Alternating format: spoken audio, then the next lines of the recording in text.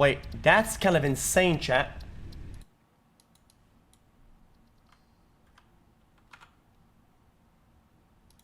Mr. Collette, while we were here, all right, my sergeant served a search warrant on your property.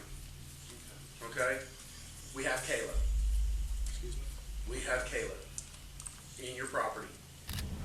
She was locked in a container. Okay? She has told us that you shot and killed Charlie.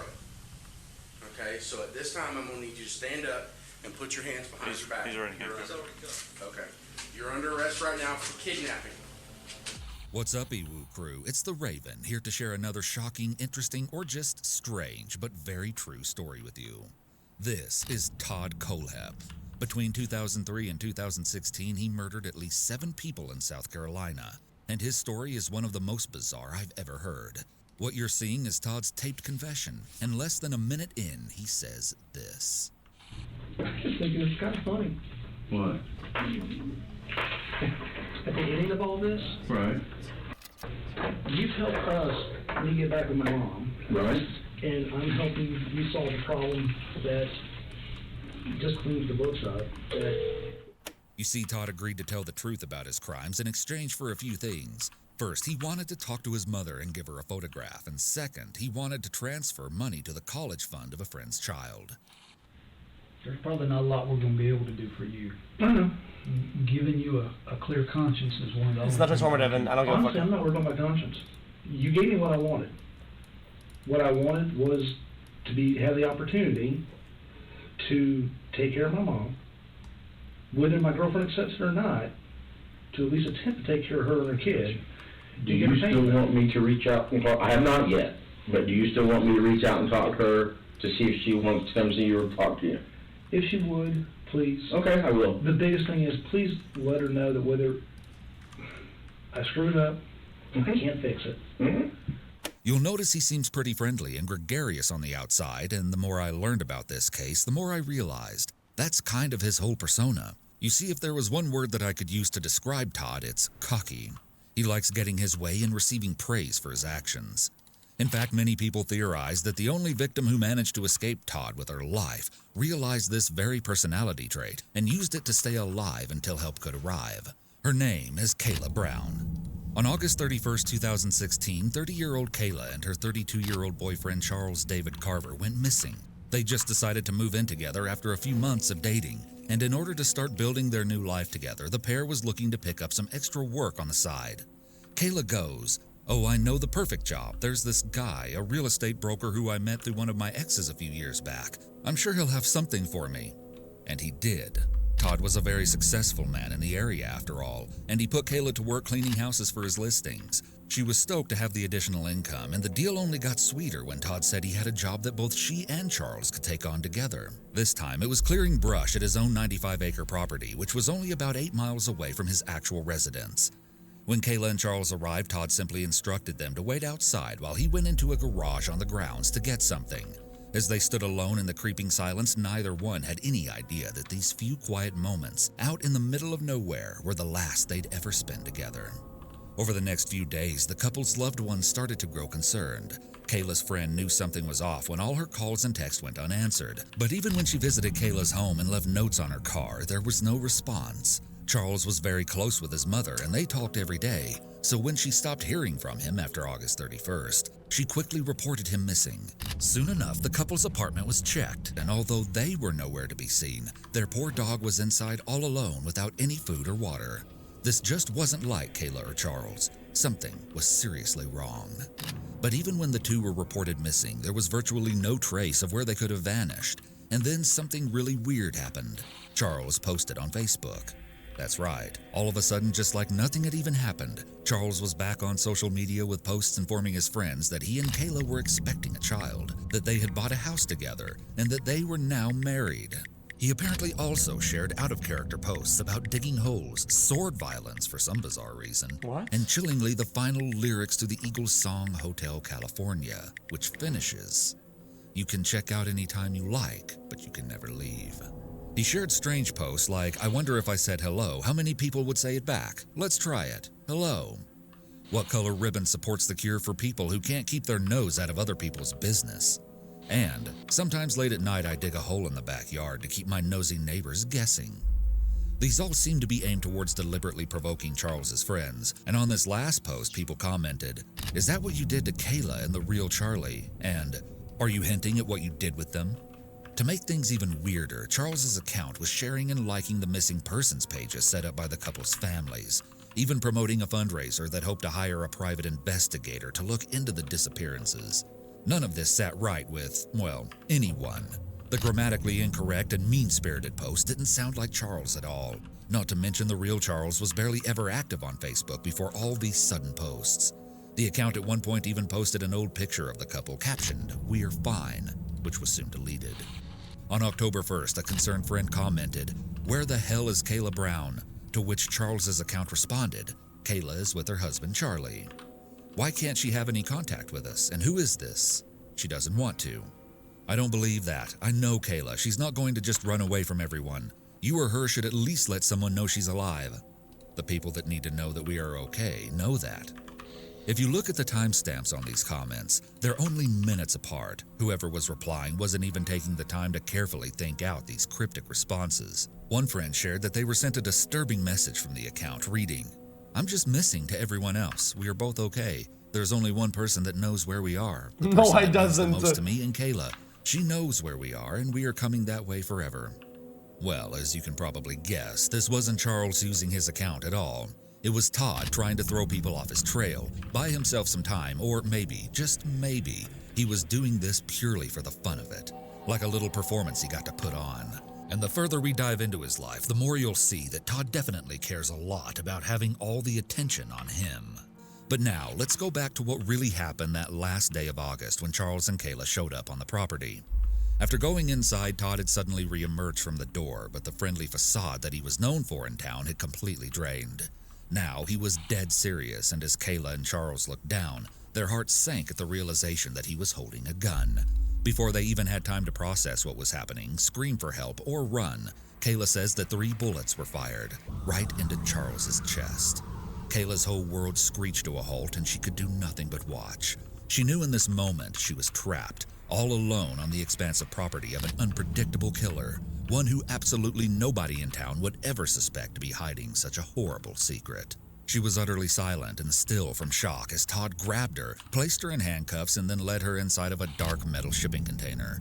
This would become her prison.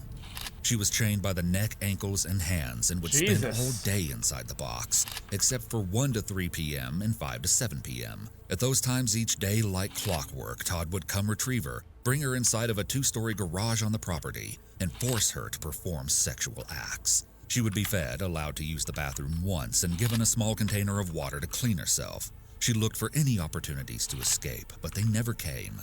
For Kayla, time was running out. This was the hell she lived in while authorities were trying to piece together the puzzle of where she and Charles had disappeared to.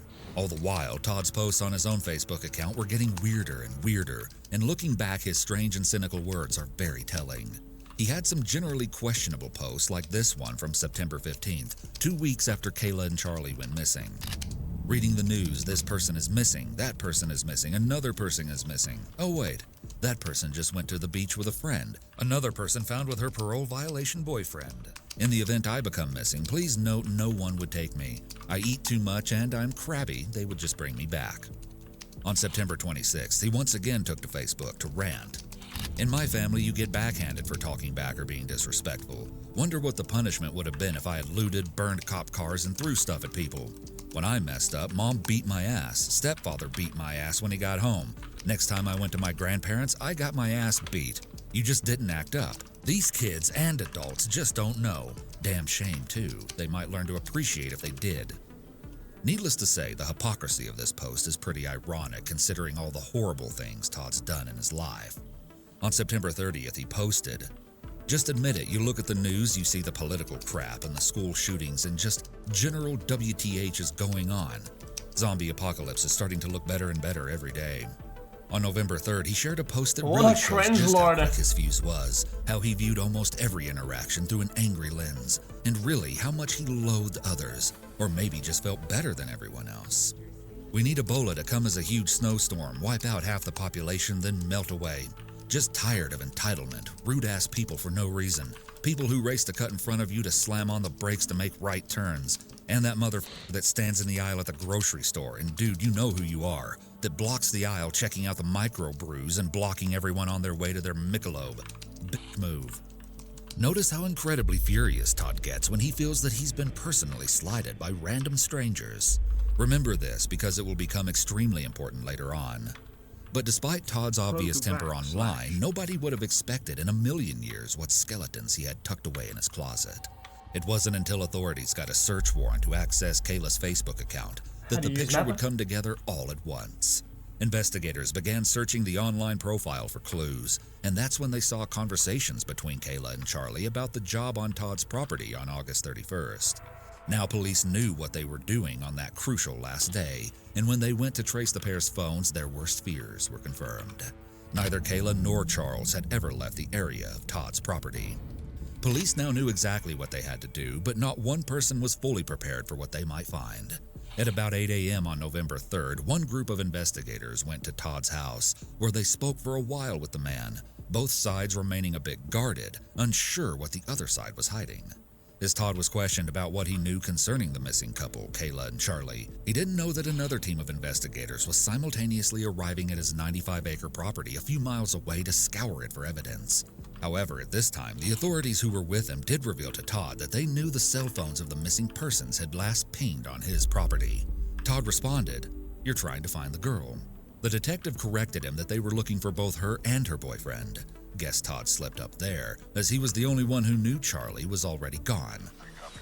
We have a search warrant, okay? For your residence and your car, okay? We are mainly looking for your cell phone, okay? Well, me and at least him need to go in with you.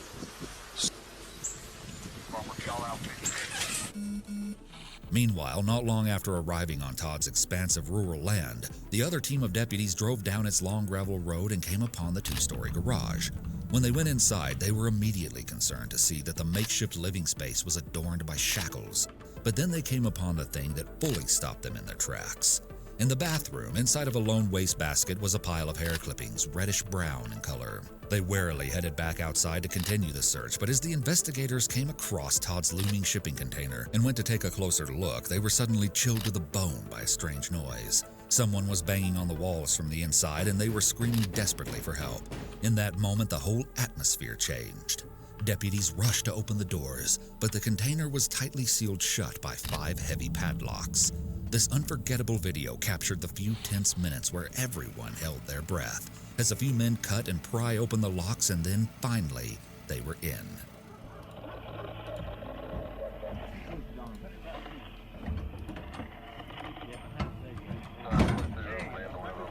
Watch out, y'all move.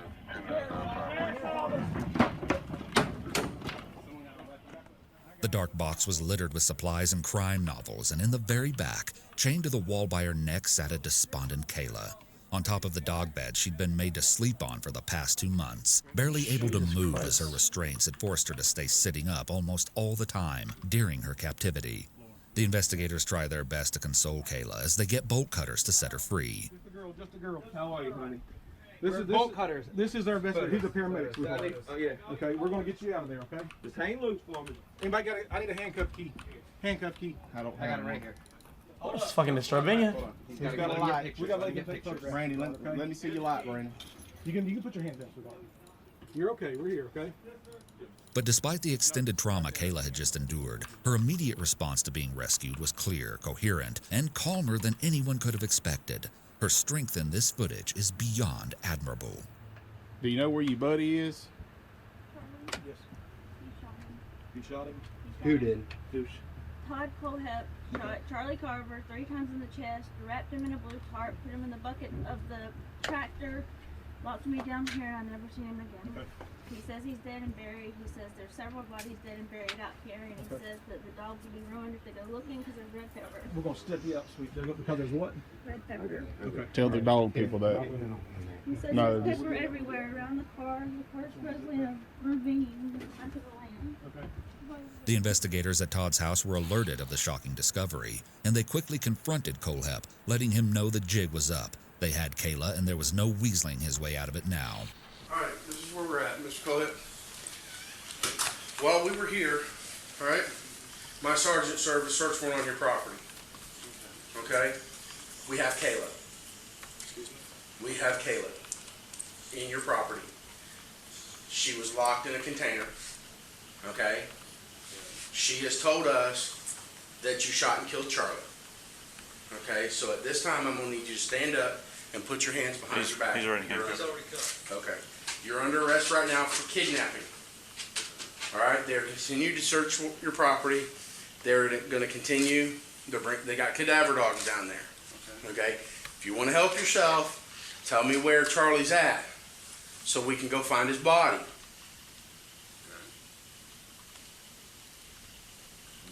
That's pretty much where we're at right now. Okay.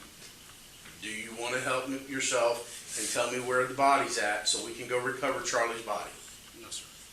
You don't want to? No, sir. Okay. Why'd you shoot him? I didn't shoot anybody, sir. Okay, why'd you lock her in a container in your property? I was talking She's on your property right now, locked in a container. They just got her out of they called it a specific Shipping name. container. Connex box. She was locked in a container in a Connex box. They got her. We have investigators. We have like 20 investigators on your property right now. Okay. And they have found her in the Connex box. So she never left your property. Okay. Okay, you locked her in the Connex box, and she has told investigators that you shot and killed Charlie. Okay, so I'm trying to give you an opportunity to help yourself and help us, help you find this body. Because she's saying Charlie's body, you buried Charlie's body on that property. No, sir. So you're saying you didn't lock her up, you didn't put her in the Connex box or anything? No, sir. I'm gonna need an attorney. Probably a good thing. Go ahead and put him in the back of your car. Sir. Watching this clip, Todd seems almost frozen by disbelief, like he never thought he'd actually get caught. Authorities soon discovered Charlie's car also on the property, which Todd had spray painted and covered in debris in order to conceal it. It's kind of weird to me that Todd seems to consider himself a criminal mastermind and thought out all these ways to keep his dirty deeds secret, but he didn't even seem to consider the possibility that authorities could ping the victims' phones and find him that way. One sergeant would later say that he feels Todd wanted to get caught so he could have an audience and tell people about his awful crimes. I might have to agree. As she rode in the ambulance, Kayla would reveal more heartbreaking details of her time trapped with Todd. One of the things I found most disgusting was the harrowing way she described the sexual assaults. Most of the time, do whatever out of me you wanted sexually again. And I refused to do anything that you wanted.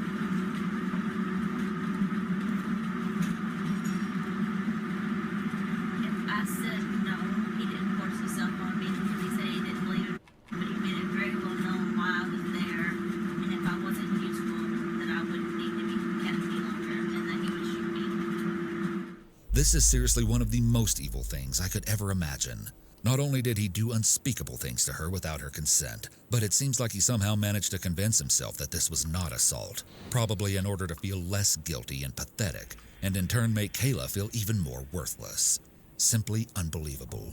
And it just goes to show, once again, the mental gymnastics a narcissistic person like Todd would do to believe that his victim genuinely wants to be intimate with him, even though he's literally putting Kayla's life on the line if she doesn't comply. He apparently also told her that Stockholm Syndrome would kick in and she'd be happy with him, and that he'd planned to build a soundproof room for her to live in long term. Kayla also revealed that Todd liked to brag that he was a serial killer and a mass murderer, and that his dream was to get his body count in the 3 digits since it was supposedly only in the high 2 digits so far. Like massive Just listen to Lord these holy shit, bizarre though. claims that Todd allegedly boasted about to Kayla. He said if I was a good girl, he'd teach me how to kill and I'd get to be his partner.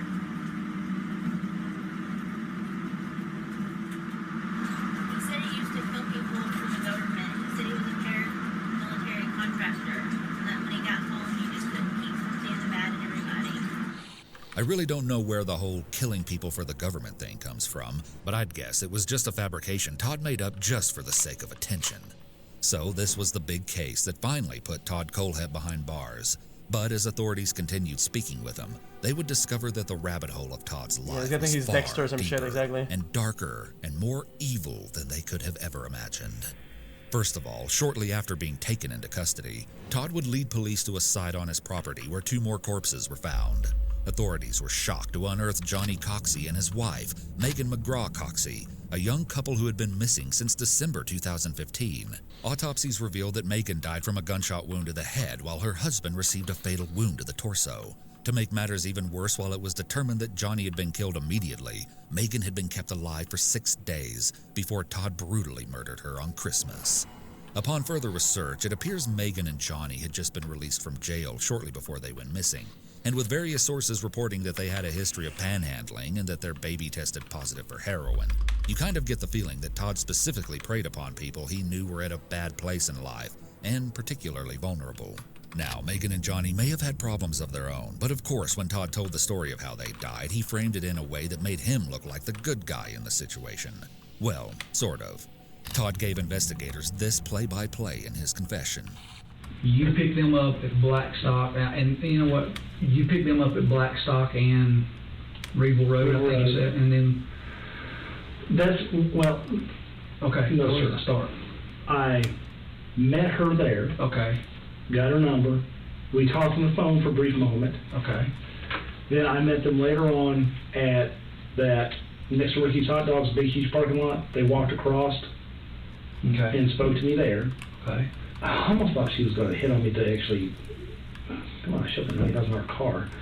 But that's not what I was there for. I got you. I'm going to tell you, our meeting looked shady as shit. I understand, I mean, I got you, because you show up with that. In that parking lot? Yeah, and her, kind of the way she was, I understand what you're talking about. Basically offered her the job, offered to let him go in and come work as well. The next day, this was over several days.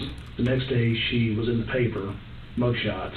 I guess you guys had arrested her for meth or some hair, I don't know. Something was in her bloodstream, and you took her kids away. Okay. I asked her about it, and she informed me that, yeah, she had drug issues, and with that. Okay. I still was going to give him a chance. You know, What? I get happens to people, it's hard. I get it. And I picked them up, and I drove them to my land of kids supplies, and got them down to my He's a building. fucking moron. And that's when Johnny pulled a knife out, and You shot him. I shot him. What'd you do with his knife? Oh no, I don't keep that kind of crap. You just threw it out? Yeah, that's right. Okay. What did she do when you shot Johnny? What did she do when Johnny pulled the knife out? What did she say? Nothing. So you think she was planning on the planning of this? I think she entirely was in the plan of it. Okay.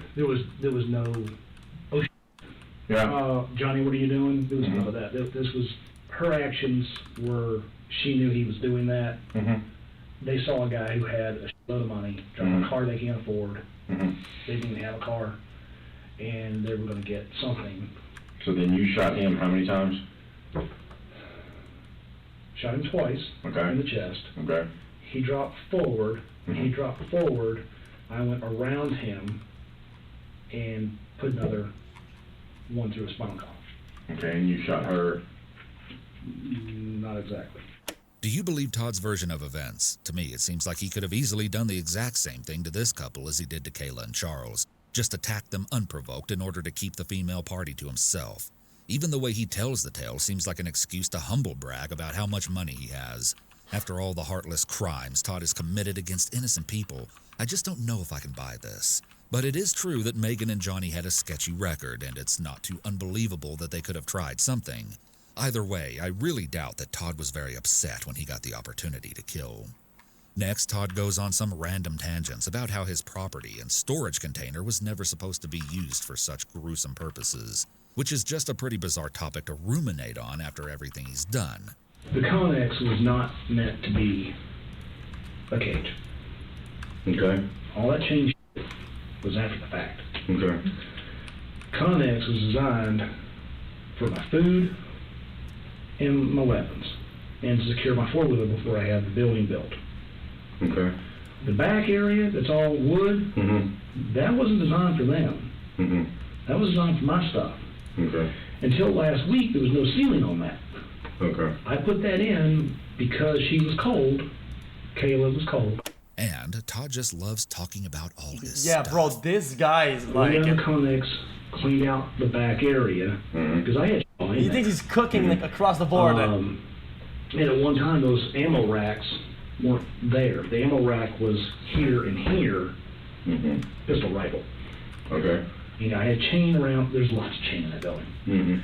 I use chain for all kinds of. There's chain in the woods where I've got trees that come along that are starting to lean towards my fence, and I'll put a chain around it, come along to it, and start going this way, and over time it'll fall away from the fence. Okay. So chain and cable and that kind of stuff, I got a lot of it. Okay, let's pause right here. Todd is obviously very proud of all his gear, and he clearly has kidnapping down to a science. But before we go any further with Megan's story, you need to see the backstory to all this equipment. And it's actually probably the most bizarre thing about this entire case, the Amazon reviews.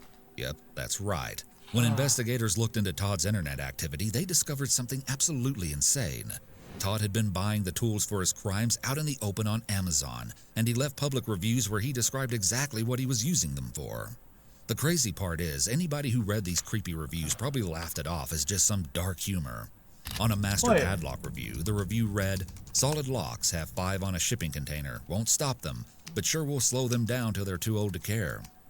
On a fixed blade, "Haven't stabbed anyone yet, but I am keeping the dream alive, and when I do, it will be with a quality tool like this." On a master lock, "Works great. Also, if someone talks back, go old school on them by putting this in a sock and beating them. They will not appreciate the hardened steel like you will. Works great on. Looks like he said shipping container. Keep in car for when you have to hide the bodies and you left the full-size shovel at home. Does not come with a midget, which would have been nice. Works excellent. Getting the neighbor to stand still while you chase him with it is hard enough without having an easy-to-use chainsaw. It's blacker than my soul and priced right." There was even a review that read, "Now my locks have locks. Place is Hotel California now." Guess Todd was a big fan of that song. What would you have thought if you saw these on Amazon? Would you have been concerned or just brushed it off? Either way, all of Todd's reviews just further demonstrate how smart and funny he fancies himself as, and how much he wanted to brag about his crimes, even if he had to do it in this roundabout way. Brush it off, but also found it forward creepy. with Todd's 2015 crime, this next clip is very disturbing and disgusting, as Todd describes how he decided what to do with Megan. It really feels like he views his victims as nothing more than objects which he can dispose of whenever it gets inconvenient for him. I didn't know what to do with her, man.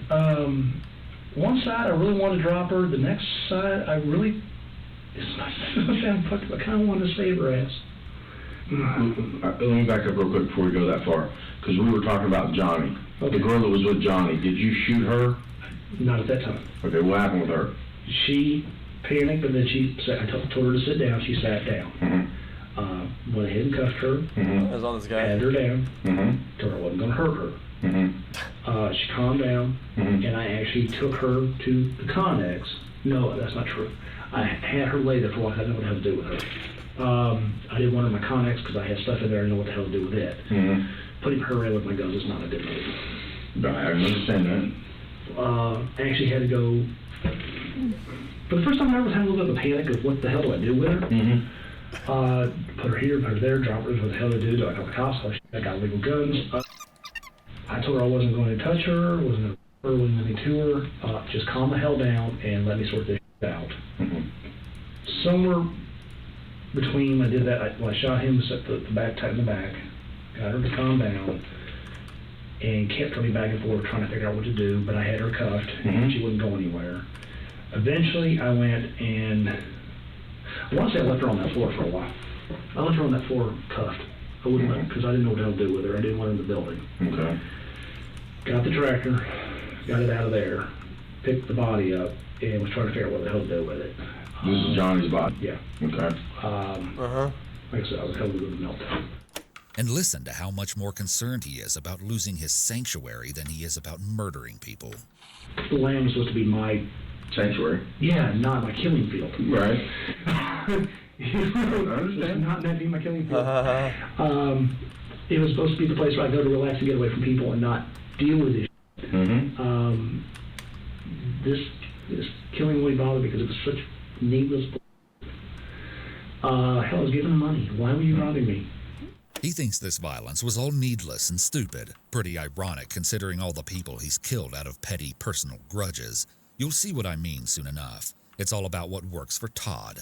He goes on to nonchalantly describe burying Johnny, saying, "It was a lot more work than you think." Then he wasn't sure what to do with Megan. Tied her up, left her there, while I tried to figure out what to... I didn't know what to do with it, man. Right. Got rid of Johnny, came back, left her there, went and got food,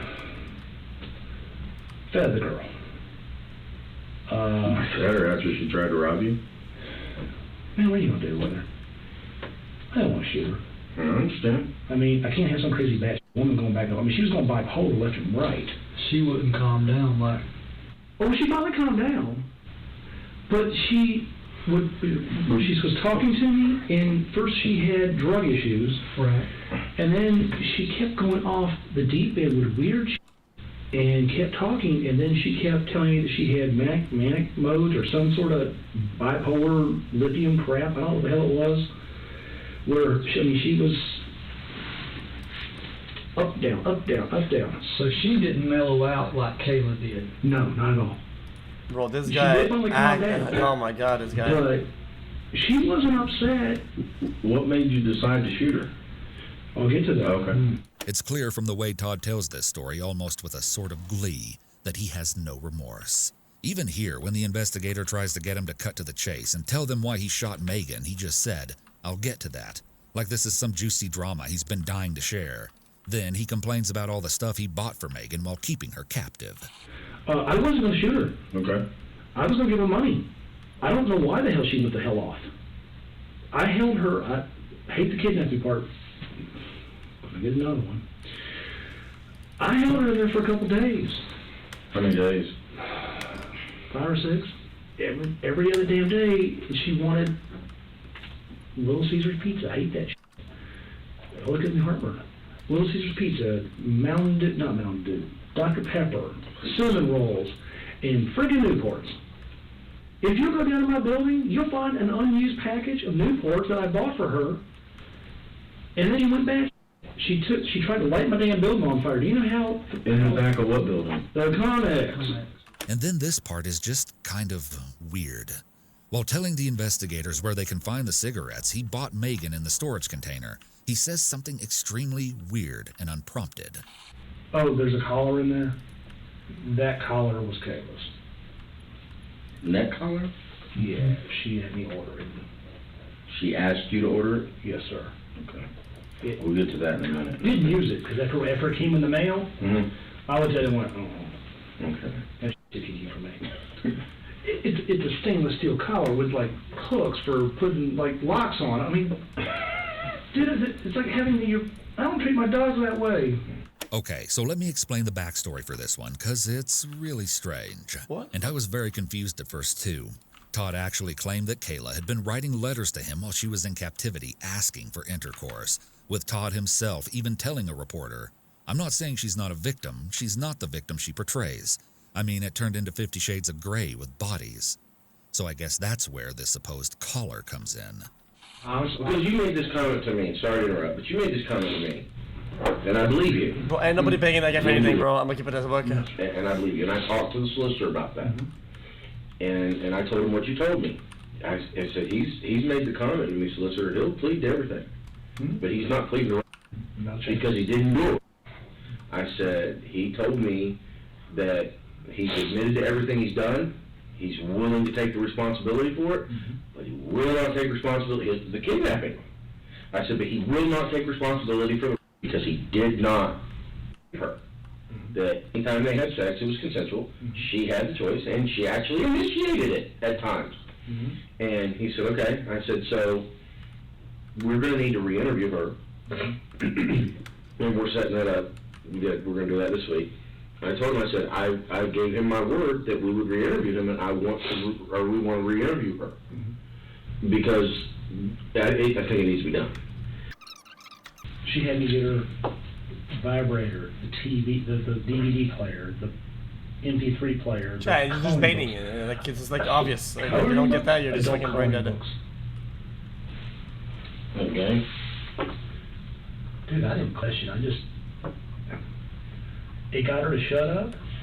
It got her to roll over. That led me to something else. I want to say. You said the satanic book? Yeah, what the hell, man? I've never. Let me ask you this: the mattress is up against the wall, and we did that, looking to see if there were any weapons in there. There was a bag. Yeah. Did you ever spend the night there with her in the bed? Like stay the night, you and her in the bed overnight? Never stayed the night. Okay. We spent a lot of time on the bed. She wanted the comforter thing that was on the floor. Mm-hmm. That was her idea. That was her submissive kitty bed, her kitten bed. Man, it tripped me out. All of a sudden, I put the collar thing on her. And Yeah, they found that. They were like, what? They thought it was for a dog, you know.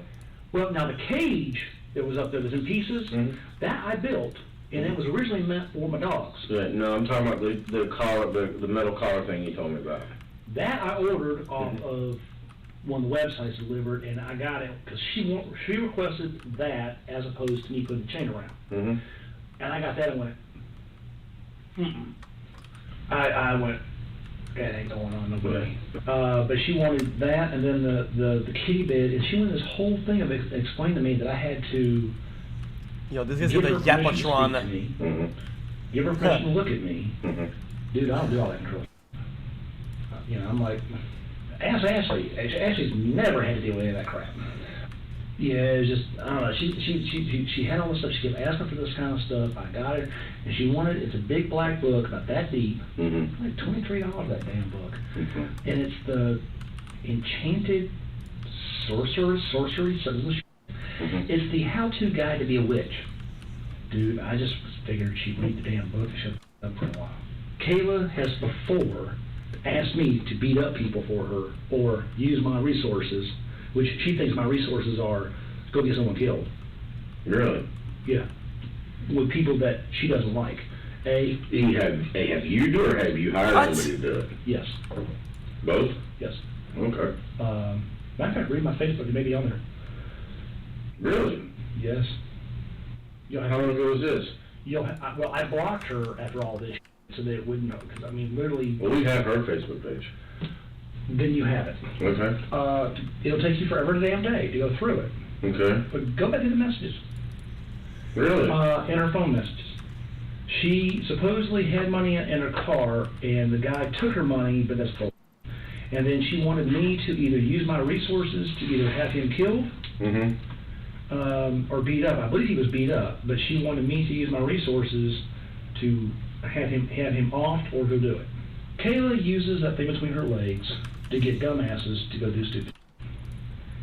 And that's what I'm trying to say, that she's going to use that to get Dustin hurt.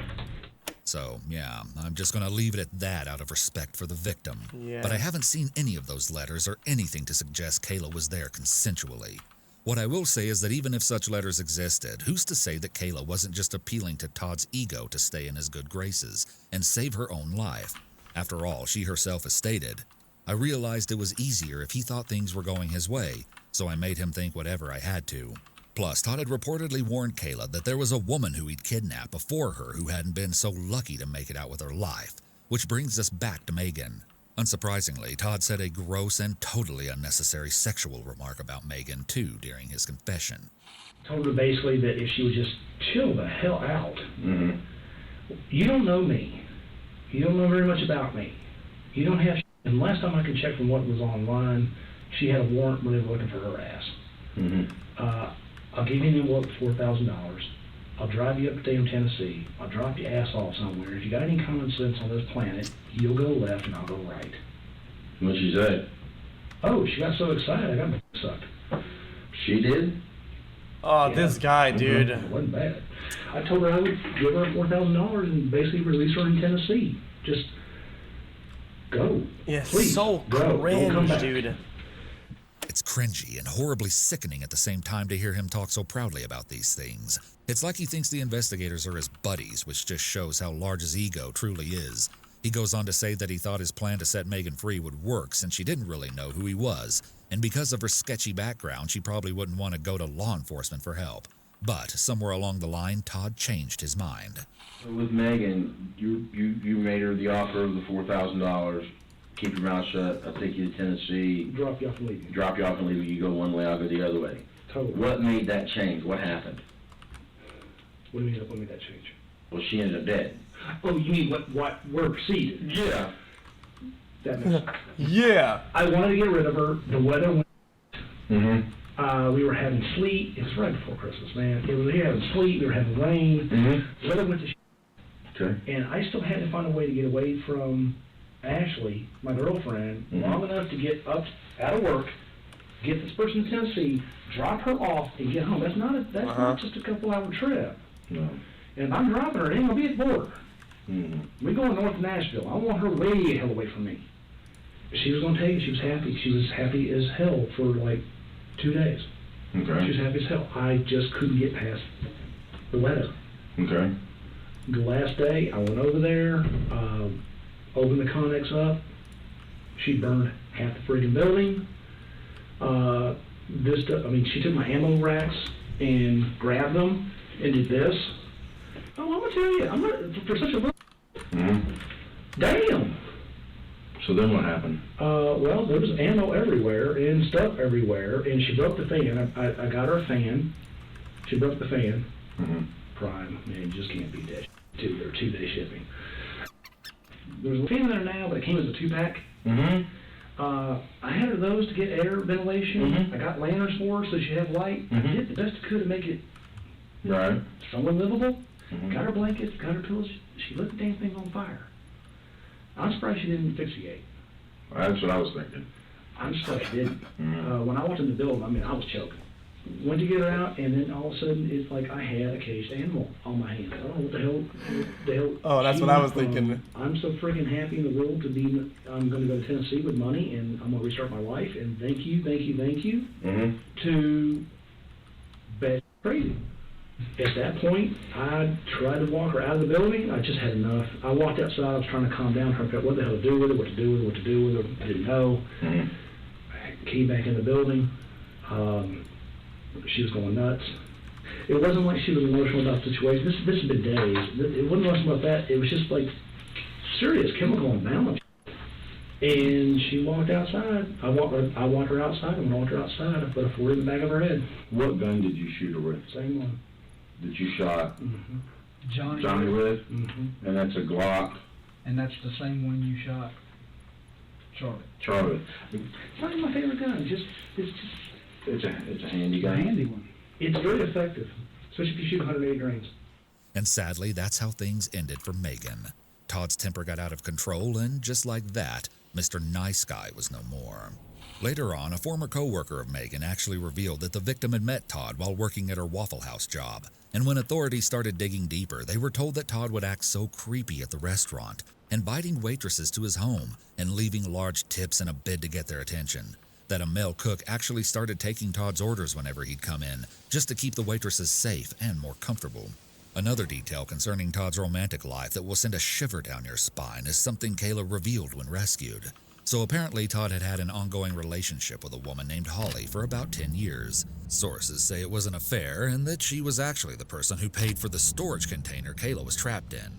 But Holly never suspected that her lover was hiding a gruesome second life from her, saying only that he gave her a lot of attention and made her feel very important. However, when Holly found out about Kayla's kidnapping and watched the footage of her being transported to the hospital, she was left speechless at this line.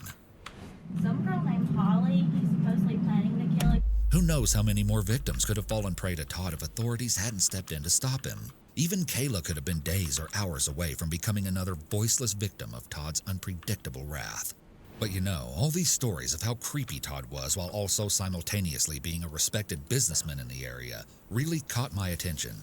But to understand how this masked monster was made, I had to take a look back at his early years, and although the unspeakable things he did even back then left me at a loss for words, it all led up to his most brutal crime of all, a quadruple homicide, one that plagued and puzzled the community for 13 years, and wasn't solved until Todd proudly How many pumps? confessed How many to police pumps? during his interrogation. We'll be going over that infuriating footage next, but first you really need to understand the absolute disaster that was Todd's childhood. Todd was born in Florida in 1971, but raised in South Carolina and Georgia. He didn't have the most normal childhood, as his parents' marriage was crumbling, and they were divorced when he was still a baby. Growing up, Todd reportedly loathed his stepfather and wanted to live with his biological dad, despite having seemingly no contact with him for about 8 years. And because of these unfortunate circumstances, or maybe something that had always been broken within him, Todd started to behave in very concerning ways early on. He was violent towards other children and showed signs of severe emotional and mental instability. He would destroy classmates' property at school and was actually sent to a mental facility at the age of 9 due to his sudden explosions of anger. Throughout this counseling, Todd was described as being preoccupied with sexual content at a disturbingly young age. If you're a true crime fan, then this won't be surprising to you How at many all. pumps, Chat? But Todd was also known to be extremely cruel to animals as a child, often a telltale sign of a psychopath. Not only did he heartlessly shoot a dog with a BB gun, but he also killed a goldfish with Clorox bleach because he wanted a gerbil instead. He even locked another young boy in a dog crate and rolled the cage while laughing until the child was in tears and begging him to stop. Todd's father would later lament that the only emotion his son was capable of was Pump anger. needs power. His mother must have been well aware of this as well, because she later described locking him in his room at night and placing locks on her own bedroom door just in case he decided to try anything. She also said he stabbed a little girl on the school bus in the leg with scissors to get back at her, destroyed a bunch of new furniture his mother bought him with a hammer, and even threatened to kill her. Still in 1983, Todd got his wish of reuniting with his biological father after purportedly threatening to kill himself otherwise. But this ended up being just another bad influence on Todd, as the man apparently taught the boy how to blow things up. But despite bonding over shared interests, living with his father didn't play out like Todd had dreamed it would. The man's frequent absence due to his many girlfriends left Todd thinking it would be better to return to his mother. But at this point, she made excuses to prevent this. This clip from Todd's police interview shed some light on his rocky relationship with his father. My dad took me to office parks while he would still have to get his hands on, and then want me to help him load truck and deal with his nonsense, and then would tell me that if I got into a fight, if I didn't win, you're not my son, don't come home. But then if I get into a fight, I whoop the kid's ass, I went too far, I'm getting my ass whooped because I went too far. Also in his 2016 interrogation, Todd spoke on a shocking incident he got into around this same time of his teenage years. You had mentioned to your mom, and that when we had talked at the jail, that there were others, and you told your mom she didn't have enough hands. I had some altercations in Arizona. Okay. I don't remember all the details. I had a friend of mine that got shot coming out of a alleyway. Okay. I found the guy later on. Who was your friend that got shot? Michael something. I was a kid, I don't remember. Michael something. Do you remember This the guy is guy like a who shot? Yapatron Supreme. I never knew He his just name. doesn't You stop never knew talking. his It's name? insane. He drove a Nova, a gray Nova. What year was that, you think? Well, how old were you? 14. You were 14 at the time. Okay. And My understanding is there was some kid who wanted to be in a gang and was doing his initiation. his initiation was to shoot your friend? We were just two kids coming out of an alley. We weren't part of nothing. We were part of nothing. That was his initiation? Yes, sir. Wow. And so, in October 1986, Todd was still in Arizona living with his dad when his violent tendencies would extend to a new extreme.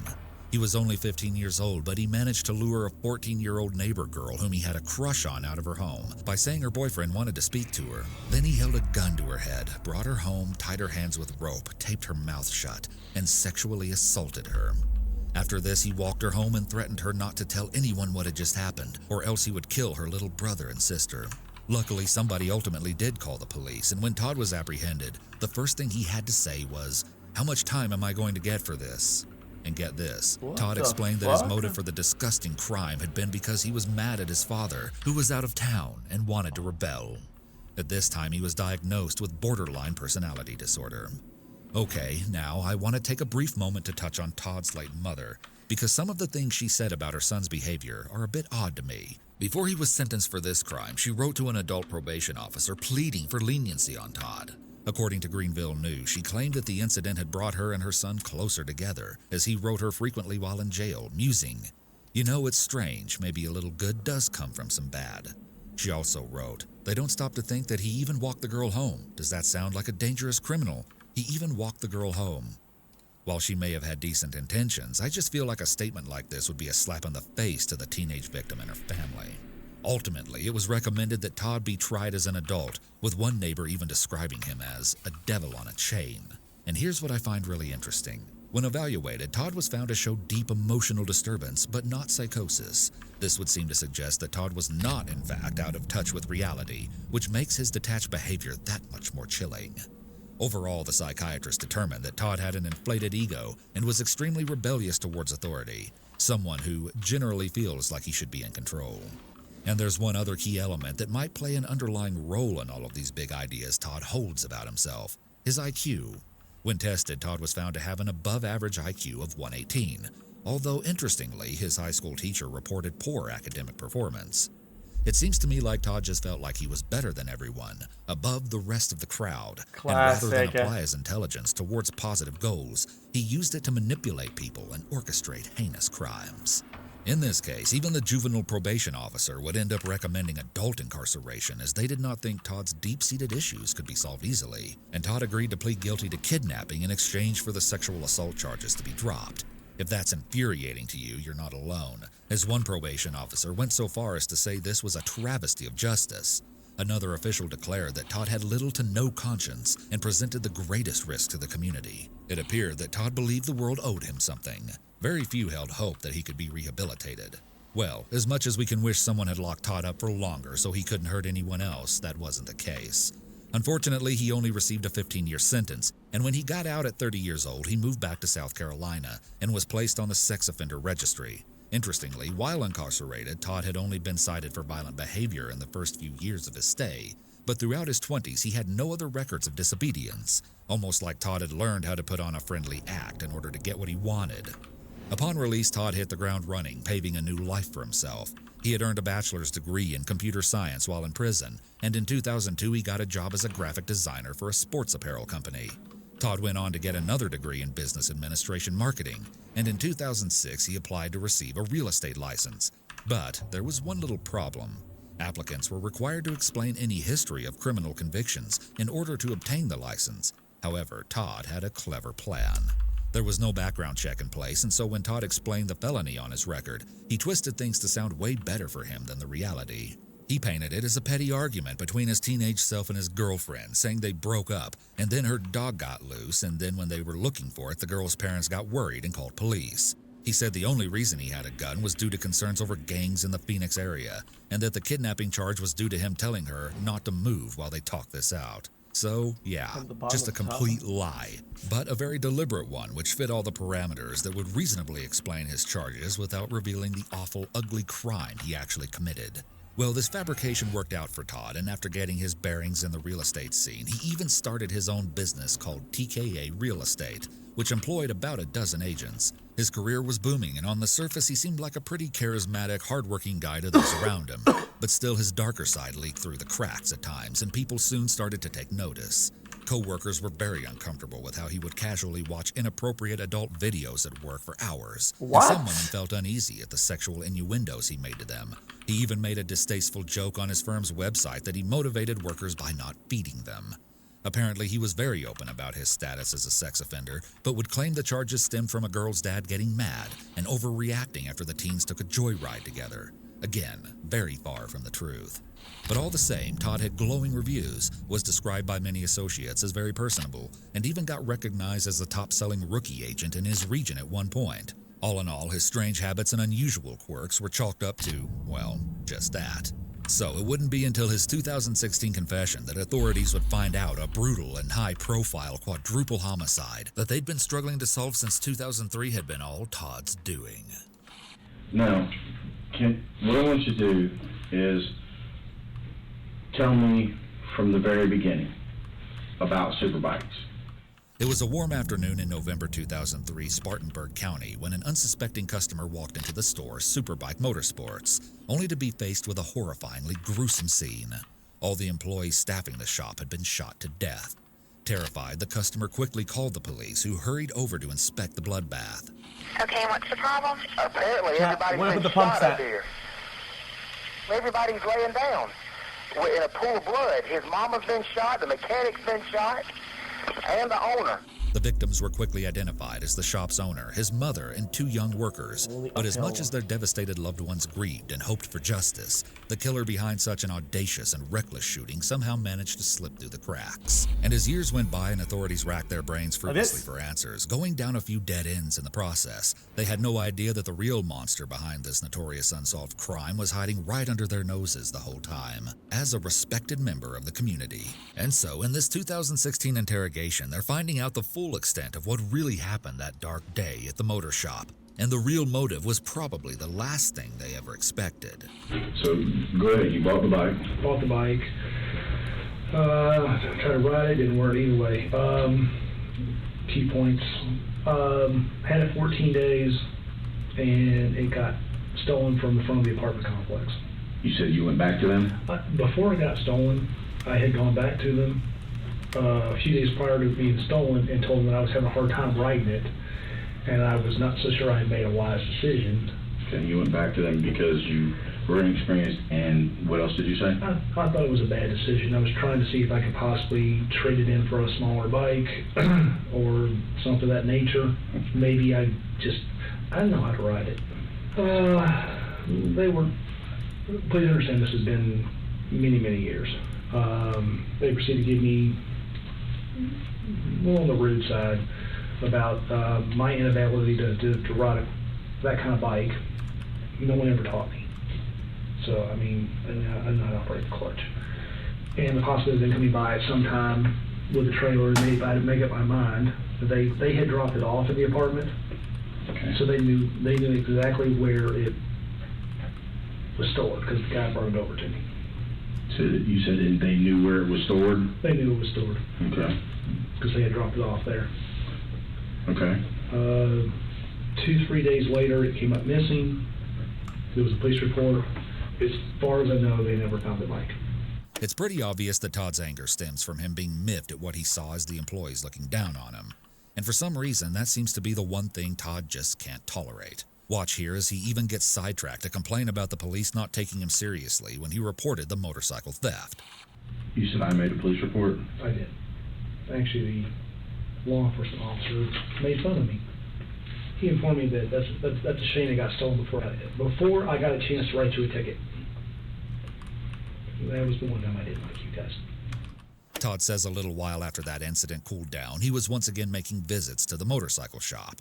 Got to Jonesing again for a motorcycle and started going back to the shop. During one of my times over there, sitting on one of the, I believe it was the manager, the owner's friend. The guy was a bit of an asshole. I was looking at the bikes and trying to let the earlier part go, and the manager started making some comments about the last one being stolen, and he said something about mine was on its way to Florida. I have no idea it was in Florida or why he said that. When he said it was obviously he was not talking about the time when I asked him about possibly selling it. It was implied that we took your. Oh, the I pump let is it slide gone. the time being. Got mad about it. Kept going out there. Why I kept going to the same bike place, I don't really know. But I'd go out there, sit on the bikes, and listening to these two, the owner and the manager, basically talk trash. I find this part so intriguing because even Todd himself admits he doesn't know why he would keep going back to the bike shop if the employees' attitudes bothered him so much. Part of me feels like he just wanted a reason to get more and more agitated, so he'd feel justified in what he was about to do. To the workers, Todd was just some weird customer who kept coming in and acting strange, but they never could have predicted the absolutely evil plan that was simmering just below the surface. Bought a Bird 92 Cold FS. gen power cable back to the water. Yes, what I'm doing right now. 92 92 FS. FS. 9mm. At the time, those only had 10 round mags because they had select limitation, and the aftermarket Pro Mags were god awful. So how many, so you had 10 round magazine? Yes, sir. 3 of them. 3 10 round magazines? Mm-hmm. Although I've got quite a few of those Kydex. Mm-hmm. They work very well. Bravo Concealment. Mm-hmm. Highly recommend them. He gives a long-winded explanation about suppressors. A suppressor would shoot on a semi-automatic, requires a Nielsen device, also known as a RAD, On. recoil assist, if you have a movable barrel. Okay. Otherwise, you have to use a spacer and lock it in. So you're having problems with the suppressor, you're gonna have to say that part. He's understanding it, and you're just going, okay. Yeah. And then declares that he made his own. Dependability surpasses everything else. Okay. Years later, I actually learned how to make it myself, and actually mine were extremely dependable. Then what happened? It's almost funny how the investigators just cut Todd off whenever he starts to ramble about his accomplishments. I feel like a big motivator for Todd was getting the recognition he felt he deserved. So these utter dismissals during his big moment to tell his story probably feel like a big letdown. Anyways, here's where Todd finally tells the methodical timeline from the day of the crime. I left college, left my class, Okay. drove to Bowling Springs, put the shoulder holster on at the CVS parking lot. I'm not going to go to school. Got there, not everybody was there. Went and sat on a few bikes, did my usual, and doing my best to make sure that the paying customers were not there. Collateral damage is not cool. Todd really harps on the point that he didn't want to kill paying customers, which seems to be his way of painting himself as a sort of anti-hero, like he really seems to relish in viewing himself through this lens. You said you were waiting on what? This was during the time, as you know, that it was not busy. I chose time that was not after work, when I would have a lot of people in there. Did not want to shoot other people. Kind of funny. Kayla put on her paperwork when she was writing stuff out to me that she found a killer with a conscience and a kidnapper with morals, whatever the hell that meant. You remember that? Yeah. So you said I did not... After she said, I spent a lot of time thinking, going, wow, kind of, okay. So as Todd waited for who he judged as innocent people to leave, he was also waiting for one of the employees who he felt wronged him to show up. Once he was alone with the workers, Todd says he asked to buy a bike so that the mechanic would take it back to prep it. And then he says one of the most outrageous things the police had probably ever heard. That was one big building. Yeah. I cleared it in under 30 seconds. You what now? I cleared that building in under 30 seconds. You guys would have been proud. I'm sorry, but you guys would have been proud. The interrogators brush off his comment, and his story continues. He says he first went to the back where the mechanic was prepping a bike. Okay. Walked up, pulled out the Beretta, put the safety off, shot the mechanic twice. Now I remove this and I put it back on the main grid, right? He was beneath me. Right? He was down, crouched down on this side of the bike. Bike was here, I'm on this side. So I had to lean over the bike, and I believe it was two shots. Here he brags about how good his shots were. I got him in two lung shots. Okay. I got each lung. You got him in 2 long shots? Yes, sir. If you can get up from that, I'm impressed.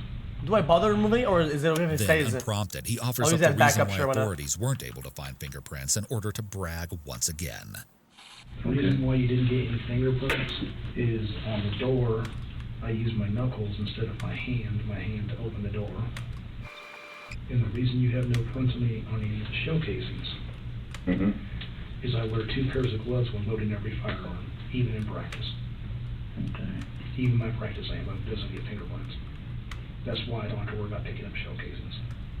If you wear 1 pair, you can still have a latent print because of the acids in your finger in regard to that. Bro, this guy thinks he's like a ball or something like that. It's insane. Outside that, whether you touch it first before you touch it, it can't put. This guy just wishes that he would get like a little bit of praise right now from the fucking police people. It's insane. It causes friction between the two. He's like, please, dude, praise me, dude. So when you're talking about gloves, you're talking about latex gloves? Yes, sir. But if you wear 2 pairs, not 1, 1 pair won't work. So you use 2 pair of gloves? Yes, sir. Latex gloves. After that, Todd went to find the other victims. Okay. At that time, all 3, manager, owner, and the mom, they had fucking heard working. gunshots in the back and were coming this way to figure out what had happened. All of a sudden, I had 3 people in front of me. Full of water. Mom was the closest, and I shot her 2 to 3 times in the chest. Not my best work. Her pattern was horrible.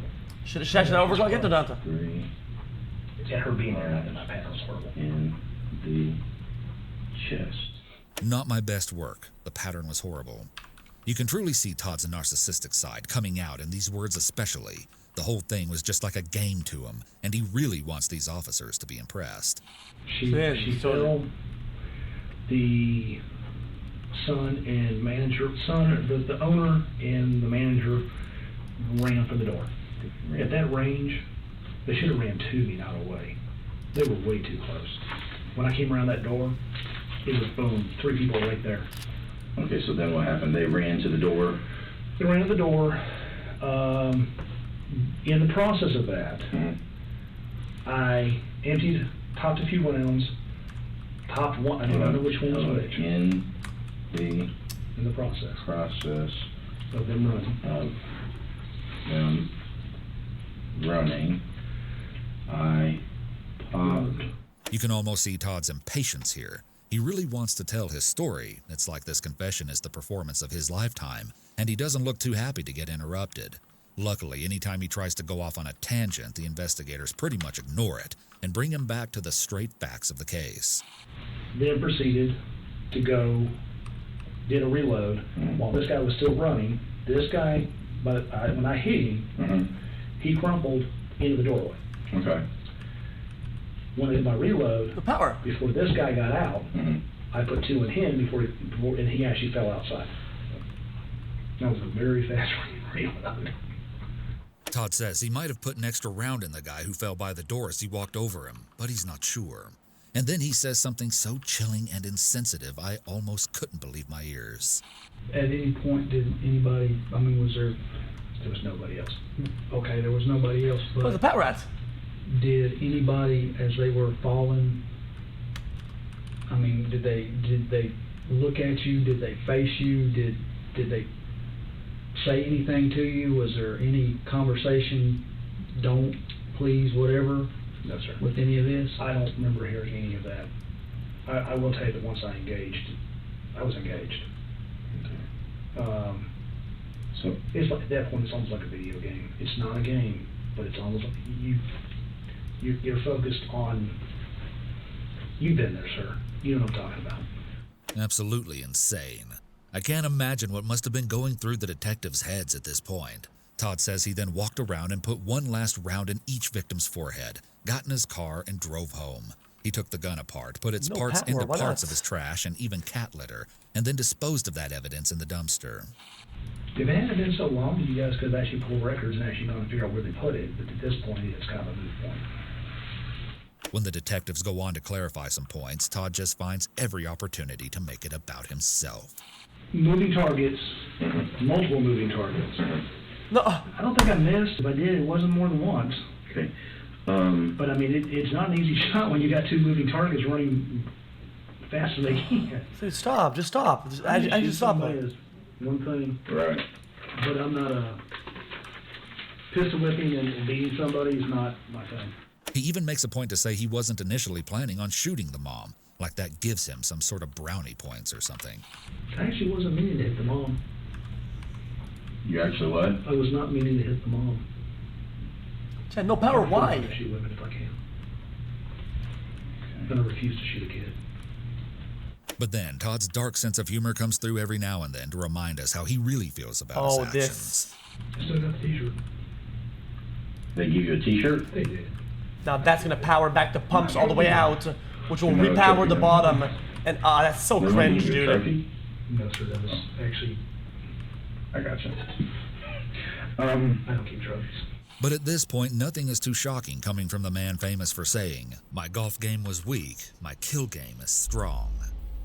What Ew. might be most frustrating about the Superbike case in the end is that during the 13-year-long investigation, one asset that police gained was a sketch of a potential suspect that a witness, presumably a customer who had been one of the last people at the bike shop that day, had described.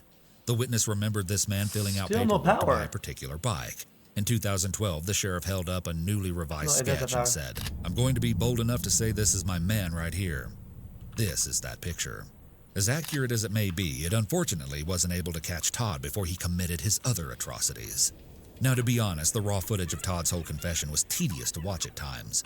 You see, Todd didn't want to write out his statement because he said he writes for a living and his hands hurt, and so the detectives had to stop him after every sentence and very slowly transcribe his confession. At one point even saying Todd uses big words and talks fast. Here's where things get super intriguing, though. Many people argue that this was actually a deliberate interrogation tactic, and when you think about it, it makes sense. By playing dumb and making Todd feel like he's smarter than them, they subtly encourage him to keep talking freely and bragging about his accomplishments, not to mention repeating key details over and over again. And on the same token, while some people have questioned why detectives even needed to write down his answers in the first place, since the interview was being taped, others assert that suspects often don't realize they're being recorded, and having someone write down their words in front of them would make them feel even more secure that this conversation is not being permanently taped, therefore making them feel comfortable sharing more risky details or side comments that they might not otherwise divulge. Okay, now this next part has nothing to do with crime, but it is super interesting to me because it feels like Todd is really basking in the feeling of being catered to while trying to seem humble and friendly with the detectives at the same time. I don't know, the whole thing just gives me a weird vibe because of how casual, unbothered, and almost giddy he's acting while confessing murders. What do you want for dinner? You missed dinner over there. That barbecue wasn't enough. What do you want? Whatever you have for me. No, I'm asking you. What do you want? I won't be an asshole. Shut that door, man. You're not being an asshole. I'm asking you. What do you want for dinner? I don't know. We've got What do you got? Bojangles around here. We've got Miami Grill around here. We've got the whatever you want, man. Boiling Springs Cookout, whatever. What do you like to eat? Cookout will work. That'll work. What do you like from Cookout? Never been there. You just never? No, sir. They have a really good. It's called a giant cheeseburger, giant fries, and a giant tea. They're really good. Works for me. That's what I usually get. Okay. All right, I'll be right back. A giant. What? Giant everything, dude. I'm feeding you. Thank you. So I mean, okay.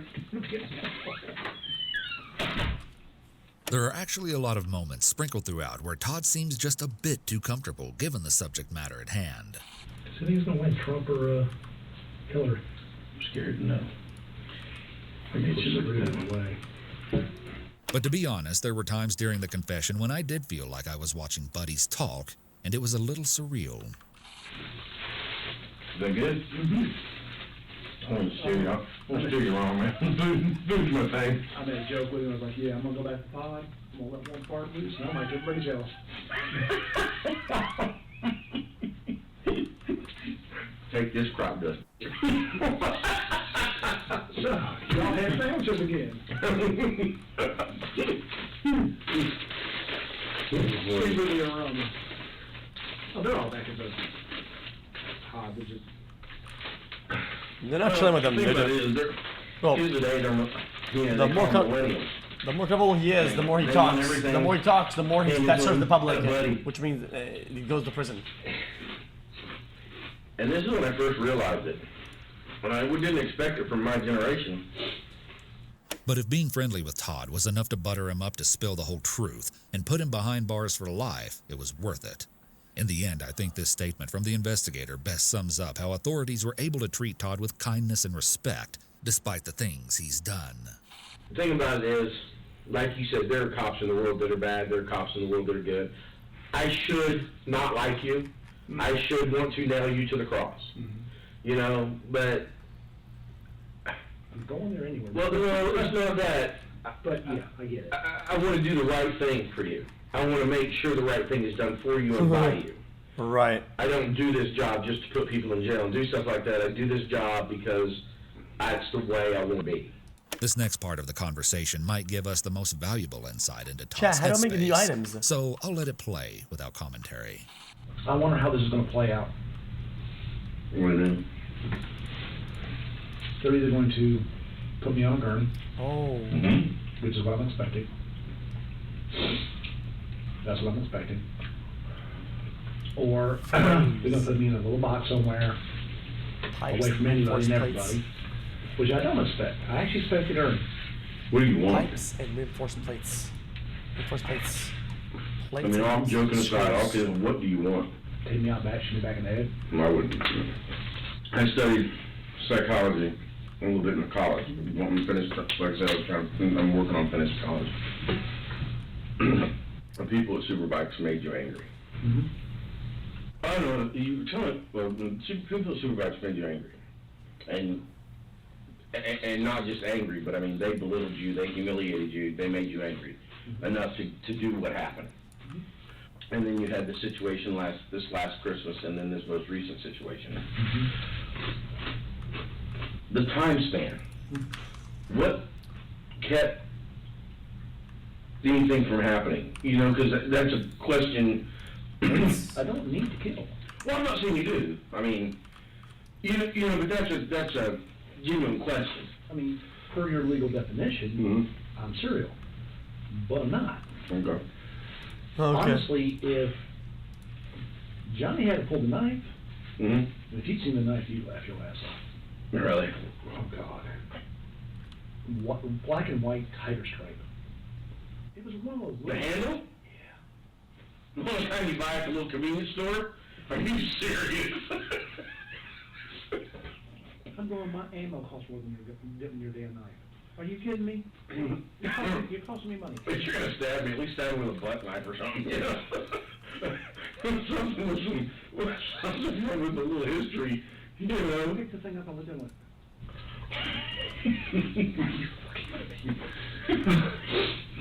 This is after you shot him? Oh, yeah. He put that thing out, and I went, here's how it's gonna go. Okay, let's dance. And the other problem is if they don't put me on the gurney, when the people inside realize the people I hunt is them, They'll be scared to death of you. And then because I know the rest of my life. assembler again. I'm entirely okay with that. With pipes. This is like with super bikes. For frames. It's just a reactional situation. Okay. I would have never heard of a person again. And for me to take myself, it's not hard. I mean, you slam your throat on a desk somewhere and crush the larynx, you don't die of shitty death. Yeah. But you can do it. But you hurt the people. If I did any of that, and I won't, it would probably cause my mother to have a heart attack and die. Yeah. As Todd was sealing his fate, investigators were conducting a thorough search of his property. They found a multitude of weapons and ammunition, such as handguns with silencers and rifles. But as there was no record of a background check under Todd's name for firearm purchases, it is believed that he illegally obtained these, which just adds to the laundry list of his crimes. In 2017, Todd Kohlhepp pleaded guilty to 7 counts of murder, 2 counts of kidnapping, and 1 count of criminal sexual assault. He entered a plea bargain that spared him from capital punishment, and instead was sentenced to 7 consecutive life sentences without the possibility of parole, plus 60 years. Relatives of the superbike shooting victims filed a wrongful death lawsuit against him, and Kayla has also filed her own civil lawsuit against Todd. She was awarded $6.3 million. Oh, damn. However, even behind bars, Todd has not been silent. In late 2017, he wrote to the Spartanburg Herald-Journal, claiming that he had more victims who have yet to be discovered, which would go along with what he told his mother right after he was caught. When she asked how many other victims there were besides the ones he confessed to, he apparently said, "You do not have enough fingers." In the 8-page letter to the publication, Todd wrote, "Yes, there is more than 7. I tried to tell investigators, and I did tell the FBI, but it was blown off. It's not an addition problem, it's a multiplication problem. Leaves the state and leaves the country. So cool, Thank you, man. private Holy pilot's shit. license." Yes, Todd apparently earned his pilot's license at some point and could have potentially traveled to commit more unsolved murders. But he has also expressed that at this point, he doesn't see any my reason to pipe give sets. numbers or locations of other victims. At the same time, though, Todd reassured investigators in 2016 that he hadn't, in fact, killed anyone else. Have you killed anybody else in Spartanburg? No, sir. Have you killed anybody else in South Carolina? No, sir. Other than the boy in Arizona and Superbikes and the ones that we have on the property? Have you killed anybody else? And this is where I ask you this. Is that enough? I do, but no, this is the thing. No, this is the thing. This is not to drive anyone home or anything like that, okay? You had your moment in here with your mom, and this is your opportunity to get everything, it's not, you know what I'm saying? It's an opportunity to get everything out of the way. 9. you know, because you're gonna be sitting in a cell, and there's gonna be lonely times, and you're a compassionate person. I'm a compassionate person, okay? In the heat of the moment, when somebody pisses you off, The logistics of this are dark garbage. out of them, shoot them, stab them, kill them, whatever. But when you're laying there at night, it may bother you. You see what I'm saying? And that's the only reason I'm asking. That's all it's a shot. That's the only one you shot. Okay. I didn't want to have to explain numbers on the phone, and I sure didn't want to give numbers of 4. So when you told Mom she didn't have enough fingers. I just didn't know what to tell her on the phone. Okay, so that was kind of, not, I don't want to say embellishment, but it was just something to. Didn't want to give her phone numbers. I gotcha. I understand. Definitely more than one hand, but it's not really a bragging kind of. I understand. Some of these knuckleheads may call that, ooh, that's cool. I don't really call that cool. Hey Todd, a while ago you made a statement that said that when you just said those are the only people I've shot. Any other means? Okay. What do you think? On one hand, it does seem a little suspicious that there would be a 13-year lull in between the Superbike shooting and Todd's next victims. But I can also see how Todd might just be showboating in a bid to get more attention now that his case is died down. But get this. Some people actually think that Todd may not have even really committed the Superbike murders. All right, strap in, because now I'm going to take you through some of the more controversial internet theories and conspiracies that have arisen around this case. Just a disclaimer, I'm not endorsing these theories in any way, but I think it's really fascinating to see the information people have dug up and the wildly different conclusions they've come to. So, about the Superbike murders. A woman named Pat Brown, who is a profiler claiming to have worked on this case in the past, has written about her doubts. She says a serial killer that is also a mass murderer is not what you would normally expect, because serial killers like to have complete control over their victims. She also feels that there is no actual evidence beyond a potentially false confession that Todd was the perpetrator in this case. And she even asserted that the sheriff was up for re-election around the time Todd confessed, and this may have been a convenient way to solve that cold case in the nick of time. However, a counterpoint to this idea is that Todd mentioned a detail in his confession that apparently was never released to the public before, when he said that he shot each of the victims in the forehead, so investigators feel pretty confident that he was the one behind the crime. But still, Pat refutes this claim and actually says that none of the victims were shot in the forehead. There's, honestly, so much to go into here, but to me, it seems like Todd's motive and explanation of this crime were clear, so I'll let you decide what you think really happened. And then another conspiracy theory people have posited centers around Kayla herself. This one is rather sensitive, and I again want to emphasize that I don't subscribe to these beliefs, and would never do anything to blame the victim, as what she had to go through was undoubtedly unimaginable. With that being said, here is the theory some people propose. When Kayla appeared on Dr. Phil to talk about the case, she said that she met Todd on Facebook several years before, and they had had little contact besides a few messages here and there, where he would ask how she's doing before he ultimately contacted her about the job opportunity. However, according to the Newberry Observer, an initial interview at Todd's residence between Todd and an investigator suggested that there may have been more to the relationship. The alleged transcript of that exchange shows the investigator asking Todd if Kayla was a stripper who would also sleep with Todd for money, which Todd claims is true. He also apparently claimed that he'd taken her to dinner and that she'd spent the night at his house before, among other physical encounters. So these details have apparently led some online circles to speculate that Kayla could have known more than she was letting on about the whole situation, especially considering those letters she had allegedly written to Todd during her capture. Other updates that have added fuel to this fire include the fact that Kayla in 2019 was charged with third-degree criminal domestic violence after a fight between her and her boyfriend. Kayla claimed that during an argument, the man bucked his chest into her, then she struck him in the face with a closed fist, and then he allegedly slammed her to the ground and put her in a headlock. The charge was her first criminal charge in South Carolina and was eventually dismissed. However, people still drew attention to another tragedy that occurred in her life about 5 months before guys, this I wasn't incident. listening at the same time. At that time, her then fiancé shockingly died of a self-inflicted stab wound to the chest. All of these factors have caused some internet communities to turn a suspicious eye on Kayla, but at the same time, most recognize that she is still trying to heal from the traumatic experience she endured at the hands of Todd Colehep. I think everyone can agree that even if we don't have the full picture of Kayla's life, She was still a victim who did not deserve any of the horrible things that happened to her during that kidnapping. Yeah, And but I hope people are she is so doing fucking well brain dead, today, though, they don't or realize at least that. getting the help she needs to work back towards a normal life. Further updates following Todd's arrest have failed to show any growth nor regret on his Rotors? part. In a hearing, family members of the Superbike victims got to make statements directly to Todd, and after one mother spoke about how Todd was frustrated that he couldn't ride a bike properly and said her son would have been happy to show him how, Todd actually spoke up to say, "With all due respect, ma'am, I'm sorry, but your information is incorrect." The judge reminded him he was only allowed to speak if he had a question for the mother. Todd apparently remarked, "I want to let her know why it happened." Geez, I bet you could have heard a pin drop in that room. Todd is certainly one of the most psychologically intriguing killers I've ever heard of. According to a forensic psychologist who was interviewed about 130 serial killers, Todd wanted to believe he was a good guy. He apparently doesn't want to be associated with the worst serial killers and has said, "I'm not a bad person, but I do bad things sometimes." Nails and pipes. It seems he justifies his murders in his head by classifying people into categories of good or bad. But obviously, it's a childish mindset to have when you think you can judge people's character and decide their life or death based on how it suits you.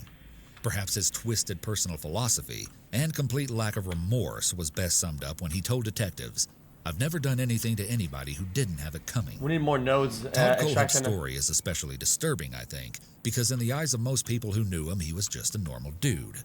Outgoing and charismatic even, and at the very least, successful. 50 meters. He's a guy you probably wouldn't give a second look if you passed him on the street, and you'd probably walk away from a conversation with him thinking he's a chatty, decent guy. And maybe that's the most scary part of all, is wondering how many monsters like Todd are hidden in plain sight.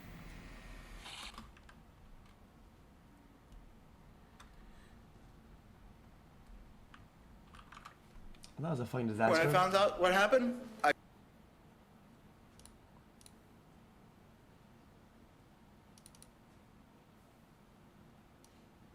The fuck?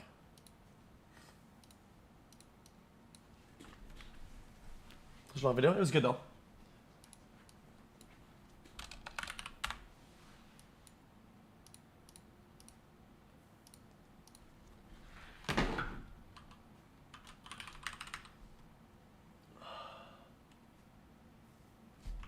Hold up.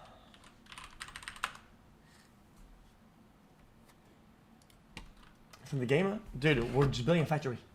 But it's like really fucking complicated. Like this shit is breaking my fucking brain the whole time.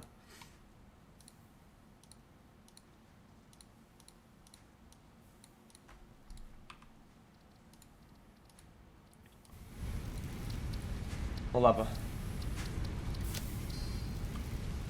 Bro, I don't think you understand how complicated this is. Dude. Dude. Dude. Because even with everything going on, we don't have enough mats. I need to get more nodes. Right, chat?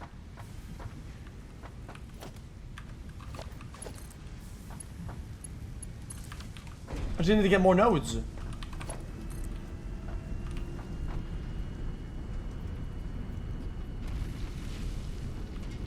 Hold up.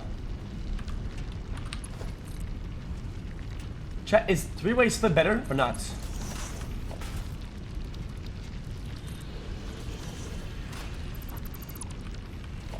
I think two-way split is as good as it gets, I think. Hold up.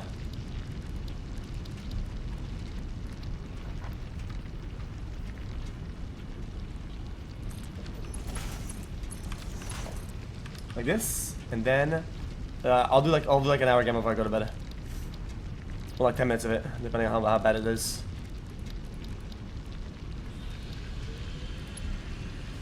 Conveyor lift.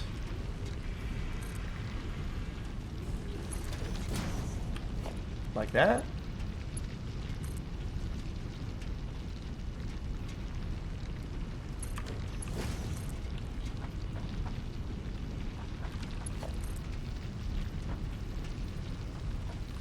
Like this.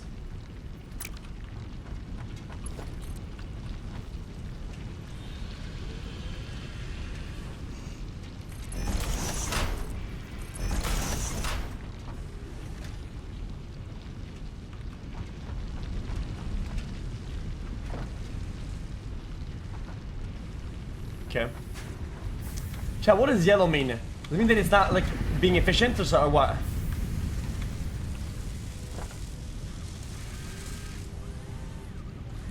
That is so fucking slow. 8 modules.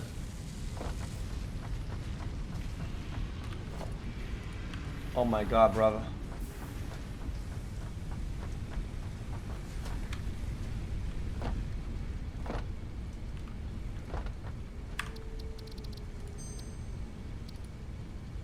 Okay, chat, I'll do a minigame before I go to bed.